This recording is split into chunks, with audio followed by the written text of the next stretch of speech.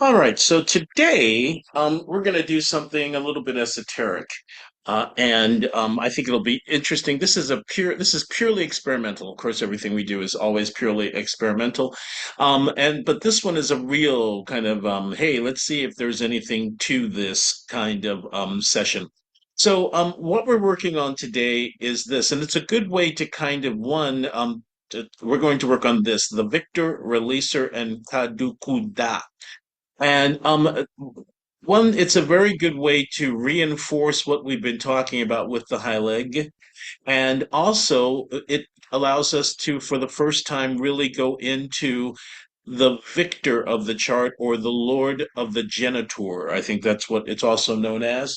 And then also, the Kadukuda is also known as the Alcocoden. Right. So these are specifically the Hyleg and the Alcocoden are used to determine length of life.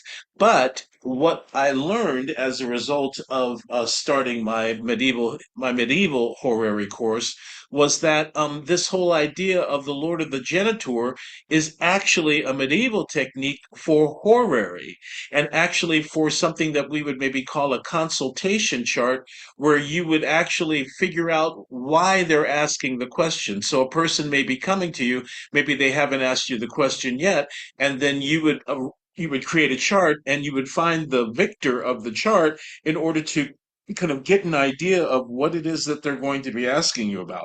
What's going on with them and why they're going to be asking. I've been having a lot of success with what I call consultation charts and this technique with it, kind of fusing together what I find in the consultation with the natal, and then often I usually involve a horary as well.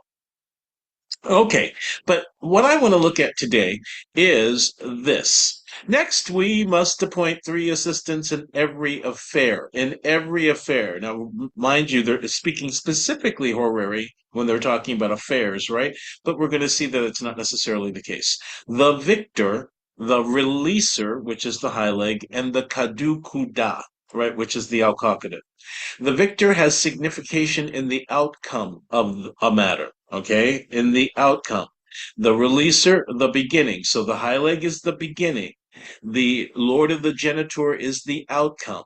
And and the Kadukuda, the determination of the nature and disposition of a star in place. I think that means it kind of basically helps. It actually, he rephrases it later. The releaser fit the most fit with regard. Let's see, the partner, the kadukuda, the partner of the place, and is one regarding the releaser itself. So it basically helps the releaser to do whatever it's doing, or maybe it even gives a coloration to what the high leg is doing. But the fact that the high leg starts things, and that the Lord of the Genitor it deals with the outcome of things. And so, oh, this is so in every undertaking, both for a question and a nativity. So that's why I'm doing this. And of course, in order to find the Lord of the Genitor and to find the Lord of the High Leg, or rather to find the High Leg, we need to be looking at the same five places. They are the five chiefs, what they call the five chiefs: the sun, the moon, the ascendant, the part of fortune, and the previous new or full moon. Okay, so I think so. Of course, choosing the releaser among the five chiefs, by day one must first consult the sun, by night first the moon, etc. And then he's kind of going into how you would find the high leg, which we're going to talk about, because I feel like I now have a stronger, or I've kind of reminded myself of what we're doing. And I thought we would stick with the Epstein files and sexual predators, but kind of make it a little bit intimate, because this is really just an experiment. So we don't really know what's going on so much. But the people I thought we would work with today are Jeffrey Epstein, Ghislaine Maxwell, and Donald Trump. Just those three. Okay. So, first of all, the Lord of the Genitor is a compound almutant, right? Just as there are potentially five planets that rule every degree, right? And you can then find an Almutin who is the winner, right, over a degree. Then you can also find a planet who is a winner over many different degrees. For instance, let's look here at Donald Trump. So the five chiefs are the sun, the moon, the ascendant, the part of fortune, and the new moon or previous new or full moon. So we would do what we would usually do, right? Mercury, Saturn, Mars, Sun. Those are the four planets that have dignity in that degree, and Mercury is the winner. But what we would now do is we would add all of these up. So, for instance, 23 Gemini, 22 Sagittarius, that's a completely different profile from 23 Gemini. 30 Leo is a different profile from 23 Gemini. 29 Aquarius is going to be a little bit more similar. 8 Gemini, of course, is going to be a bit more similar as well. You see, so that means that looking here, that if this is 5 points for domicile, 4 points for exaltation, three for triplicity, two for term, one for face. And mind you, I don't necessarily use this personally, but this is kind of the general that everybody uses. So we're gonna go with that, even though my my scores are not going to reflect that. They're going to reflect doing this the medieval way. So as an example, then Mercury gets 5. If that might be 7, what would it be? That's a 12, right? So how many points did I give Mercury here? Oh, Mercury got 10. Really? 5, 10. Yeah, 5 and 10. Okay, so Mercury got 10 points. You see how that is? So Mercury got 5 here, and Mercury got 5 there. Okay. So that's how we would work with it. And then we would, for every planet, we would put how many points each planet gets, right? So Saturn has 14, Mars has 7, the Sun has 9, Moon has 1, Jupiter has 9. Let's go space here. And then we would add also the house totals. So, for instance, Mercury, it looks like, is in the 11th house in this chart. So he gets 10 points. The 2 points is the 12th. The Saturn is in the 12th. The Mars is in the, what is it? The Mars is in the first, right? So it's the 12, it gets 12 points, right? So that goes with another what's the word I'm looking for? Another scoring system based on the houses, and I will show us that in a few minutes. Okay, and then as you see, the moon was in, well, probably the fourth house or something like that, so she got 7, and then Jupiter was in the third or second. Jupiter was in the second and got 4. So then we would add those. Then note also that the day and the hour ruler get points. The day ruler gets 7 points, as we can see down here, and then hour ruler gets 6. In this particular case, the day ruler wasn't listed among the planets, and that's why, right? And so then we would add everything up together. So we see that 10 and 10 gets 20. So basically, the winner by points for Donald Trump is Mercury. But note that I didn't choose him to be the actual person, or I didn't choose him to be the actual winner or the Lord of the Geniture, because the rule that, as a matter of fact, if we go back to it, I think we can actually even see it there.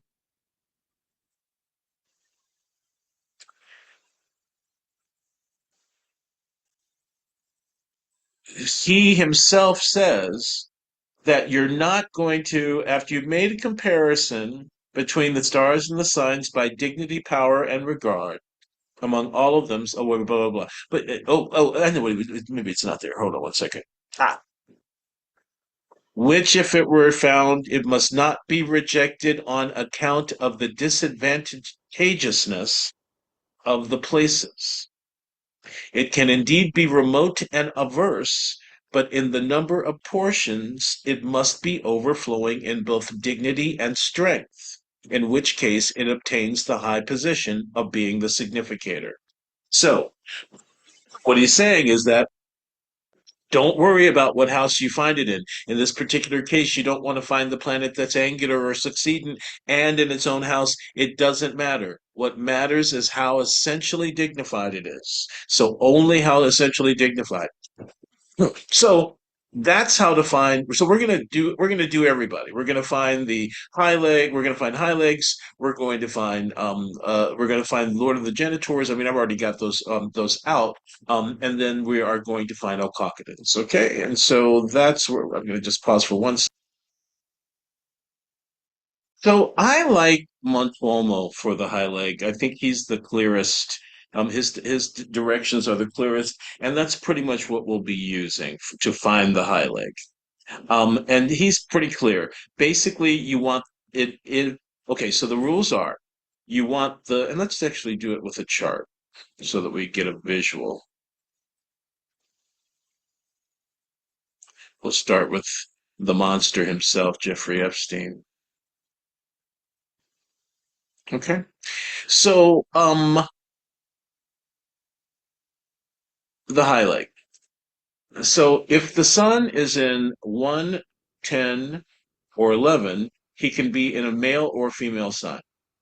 If the sun is in 7, 8, or 9, he must be in a male sign in order to be the high leg. Now, the most important thing about the high leg is that a planet cannot be the high leg unless one of the five, preferably one of the four, not base, but one of the five essential dignities is aspecting. So a whole sign aspect. We would prefer that when we're talking about the planets, especially when we're talking about the sun and the moon, that it's angular or succeedent. So for instance, with the moon, we just want her to be angular and succeedent, and maybe in the third and in a female sun.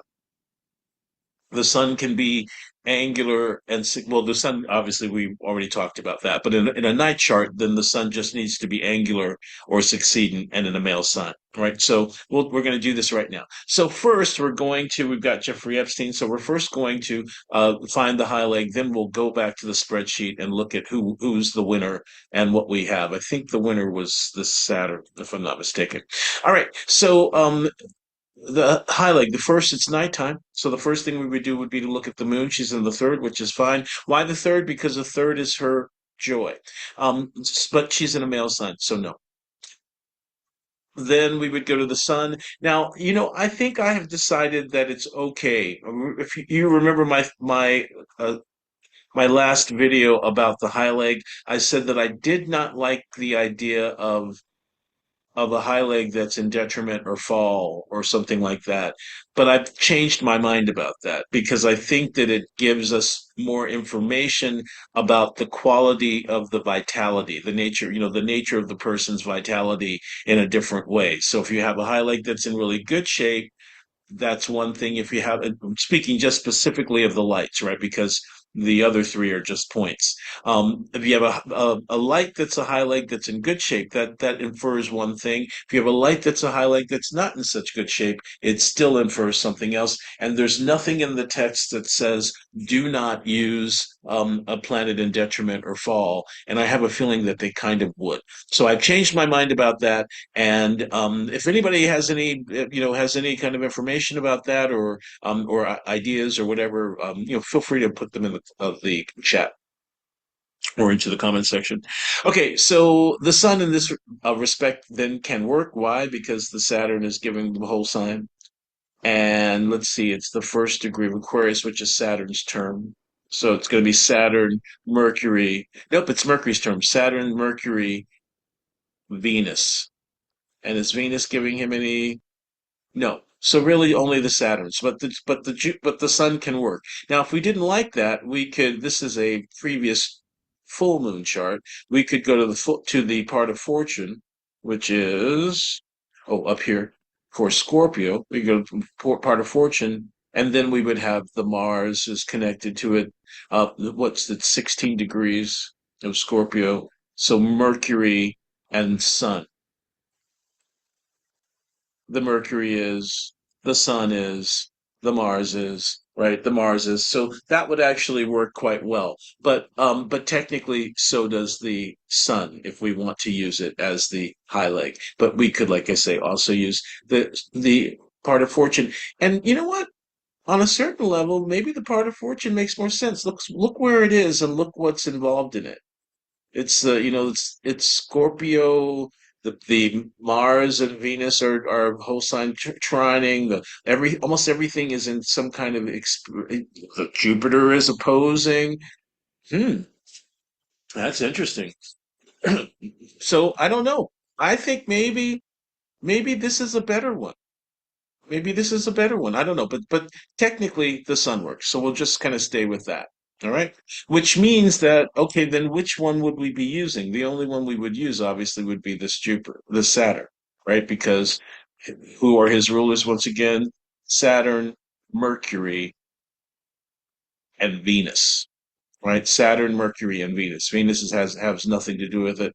It's only the Saturn, and then Mercury has nothing to do with them. So only the Saturn in this case would be if we used the Sun as the high leg. If we decided to use the part of fortune for the high leg, then who would be the Alcocoden? So the Saturn then becomes the Alcocoden too. So Saturn becomes the Alcocoden. The Sun would become the high leg. Now, if we were to use the part of fortune as the high leg, then Mars is pretty close. Is anybody closer? Nothing's closer. Mars actually is Venus one of what was it, 5 degrees or something like that of Scorpio? Mars. It's all Mars. Okay, it's all Mars. So yeah, it's all Mars. Mars is he rules all of them. So there's only one planet that rules that degree. It's Mars. So Mars would be the Alcockeden if we use that. All right. So now let's go to the spreadsheet and see who was the winner over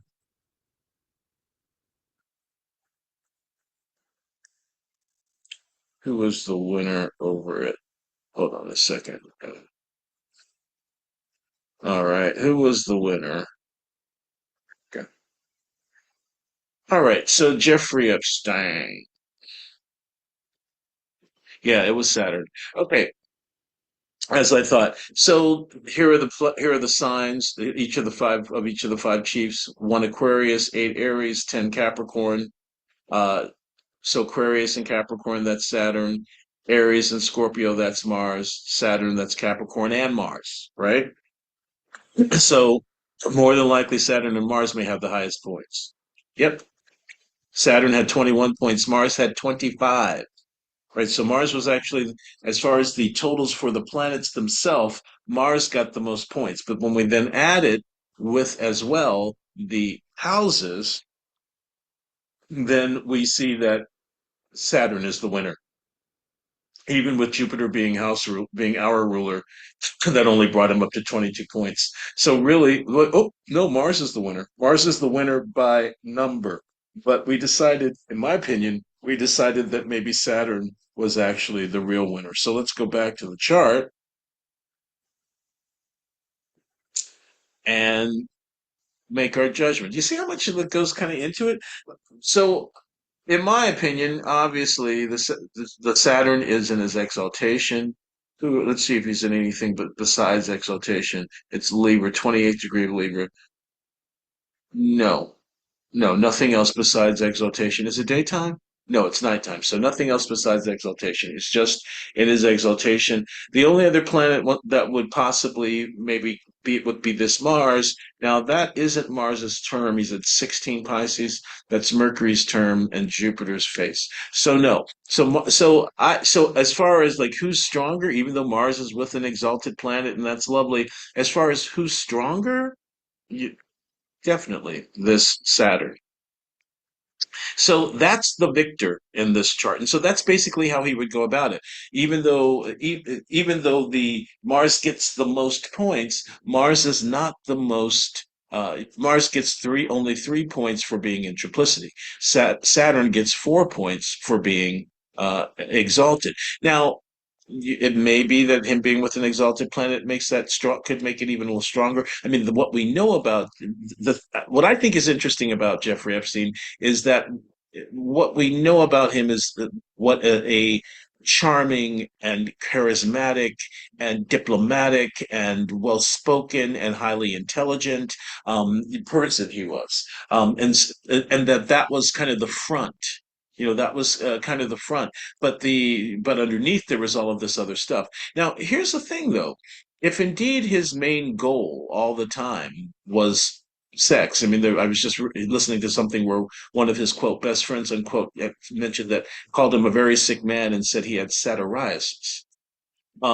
If indeed that's the case, then this Mars might actually work. If we just took it by the numbers, then this Mars might kind of work, which would kind of change things. But as it is, what we end up having is the Lord of the Genitor is the Saturn, the Sun is the Hyleg, and then the Lord of the Genitor, Saturn, is also the Alcocoden. If we were to use the part of fortune, we would have Saturn as the Lord of the Genitor, the part of fortune as the Hyleg, and then the Mars rather, as the Alcocoden. And to be very honest with you, I'm kind of possibly believing that's the case. Remembering that one of the things about kind of what a person kind of pursues in life, in Spanish, the one of the things that the terms that they use for what do you do for a living is que dedica or que dedicas. To what do you dedicate yourself to? Right? And so I often talk about how the part of fortune tends to represent kind of a persona that we take on in our work environment, and when we dedicate ourselves to something, when we're dedicated to whatever work oriented plan that it's doing. And considering how much, look at how that Venus Mars is sexual scandal, the Jupiter in Taurus, so that's already, so that's a very sensual and wants to expand and continue, make it bigger and more sensual kind of experiences, right? And it's all kind of, that's opposing the part of fortune. That stuff is trining, widely the part of fortune. Then of course you've got the Mercury, the intelligence squaring, and note that the Mercury is applying to the Saturn. So already you've got that involved. You've also then got the Sun involved too. The Sun rules what?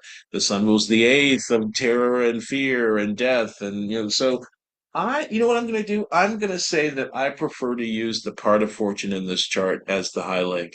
And so we can see that things are moving forward. And this is the perfect thing for a spy, right? If this person was indeed a Mossad agent, this is the perfect thing for a spy. So that's kind of how they would have gone about it. So if we use Sun Saturn, that's a different kind of modus operandus, right? That's a very different modus operandus. It's very heady. It's very and but it's there too, right? Because he was always around high intellectuals. He was super interested in science. There's the Mercury Saturn.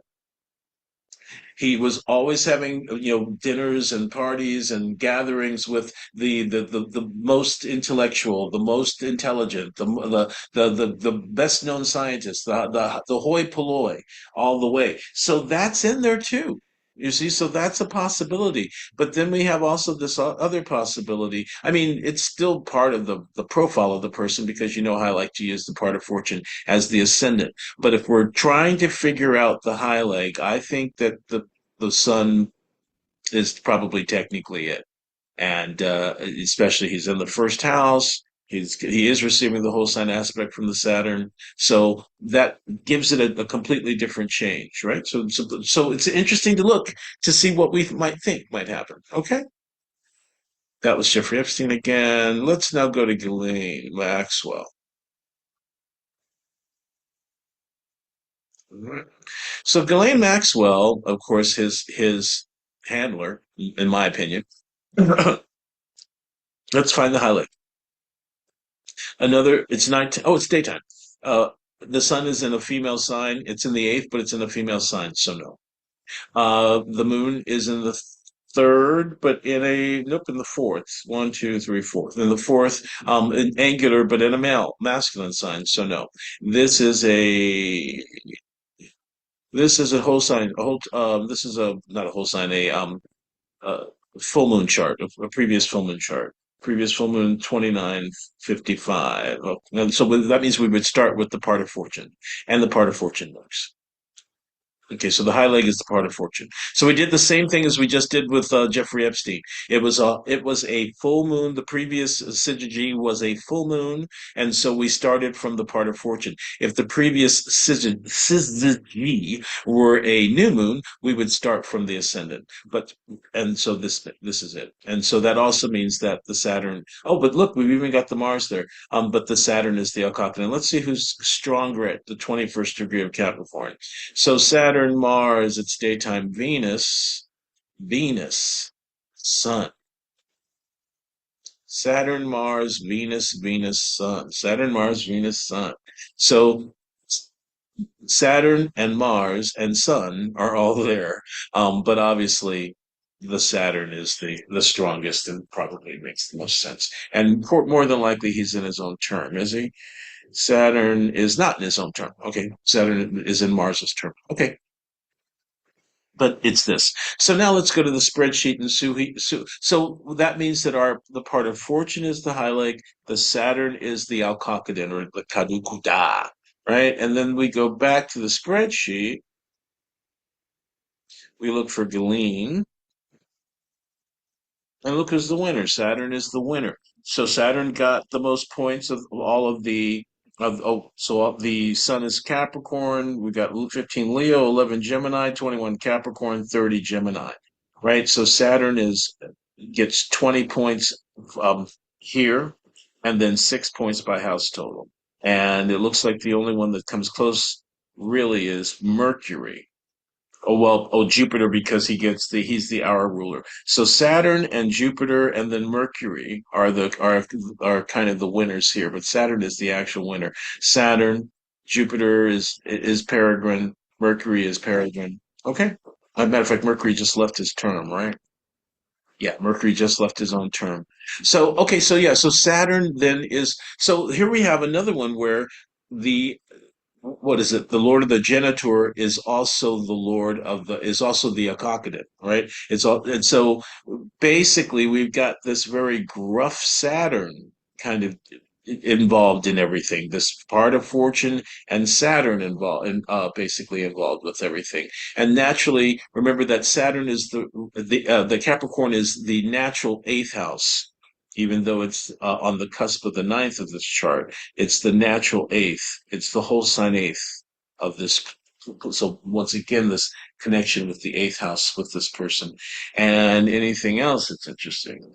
Note that the planets that represent women are in signs that don't really relate to these planets. But so this would be the outcome, and so that's business, right? That's business, and that's so basically the business or whatever kind of seriousness she's involved with would be there'd be this seriousness, this gruffness, this not gruffness, but so I keep saying gruff, but this business like nature and very transactional. There'd be a very transactional kind of way of going through it. I'm kind of liking this. I mean, it's just a way of maybe putting something under a microscope.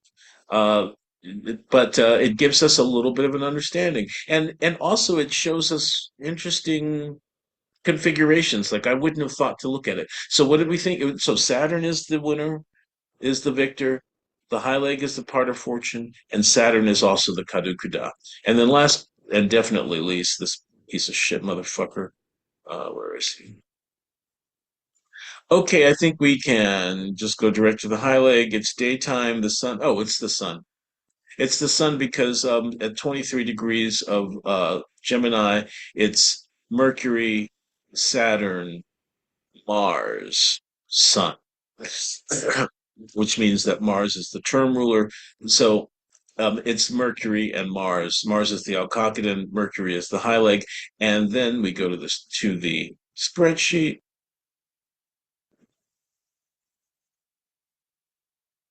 Oh, did I not? Let me make sure that you all are seeing what I'm just saying. Okay, so the Sun is at 23 degrees of Gemini. At 23 degrees of Gemini, the rulers are Mercury, Saturn, Mars, and the Sun. Obviously, the sun's in its own face here. Mercury has nothing to do with it. Saturn has nothing to do with it. But there's this sextile between Mars and Saturn, Mars and the sun, which makes him the Alcocoden. Okay? That makes him the Alcocoden. So we've got the sun as the Hyleg. We've got Saturn, Mars as the Alcocoden. Now let's go to the spreadsheet. You all were probably looking at the spreadsheet when I had come to the chart. Find this fucker. There he is. Okay, so it's 23 Gemini, 22 Sagittarius, 30 Leo, 29 Aquarius, 8 Gemini. Okay, so all air and fire. These are sometimes interesting to kind of look at the five chiefs through that lens. Like what are the actual signs that are there? Like sometimes I've seen ones where it's all one element, and that obviously means something, or has implications. So the winner of all the points is really, it looks like it's Mercury won the most points, right? He got 10 for being, he's in the 11th. So he got 10 here, and then he got 10 for being in the 11th house. The day ruler wasn't included. Jupiter isn't that interesting? Jupiter, the hour ruler again. And as a result, Jupiter got 19, Mars got 19, and then Sun and Mercury got 20. So we know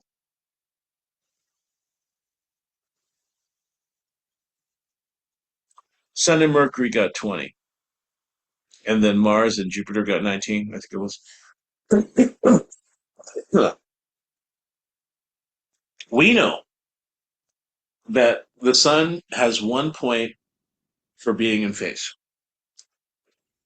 Does Mercury have anything for being in the ninth degree of Cancer?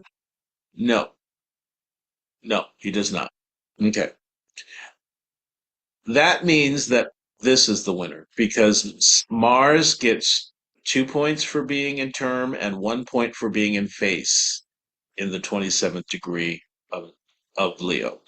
Mars is the winner. That means that so it's kind of like what we've been seeing, where the same planet that is the Lord of the Geniture is the Alcocoden, which means that if we were looking at this at how this person goes about starting things and getting their goal, or and this is it. And when you think about also how chaotic this motherfucker is, how much he creates chaos, and how belligerent, like this belligerent style of chaos. It just makes so much sense when if you were thinking about outcomes and the Lord of the Genitor, then that I can't think of any, and also the egotism. Everything is for his own, to project his own image and to make himself look better, or just everything. It's just very interesting how that is with him. Now with the other ones, let's see if we went back to Ghislaine Maxwell. No, we got to Jeffrey Epstein. Like I said, there would be two different profiles if we use the Sun and Saturn then becomes Alcocoden and becomes the Lord of the Genitor. And so then, like I said, that kind of brings up the intellectual and diplomatic, the social intellectual aspect of Jeffrey Epstein, which is basically what he used to basically seduce everybody into being into uh, corrupting them into basically being able to be blackmailed. Or if we decided to use the part of fortune instead, then we would have Saturn as the victor, right? So that's the outcome. That's what the outcomes wants to be. So we can see the exaltation of that, wanting to be surrounded by the gentility and the highest aesthetic ideals. Remember that he was highly involved with the art world. He was on the board of NYAA, the New York Art Academy of Art, right? So there's even all of that stuff, and of course, and then this is Libra, which is a Venus sign, which implies sex too, right? Implies that there's a beauty, a love, a kind of beauty. Of course, we know Saturn is the corruptor, so it's in there. It's a hidden message in there. But if we were to, so we've got that there. But then if we use this as the highlight, how it starts, how the person starts everything, and this as the Alcocoden with this Mars Venus, then it says something a little bit quite different.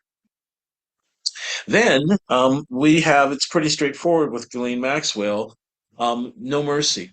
right? Saturn is no mercy. Saturn is a killjoy. Saturn doesn't care if you're happy.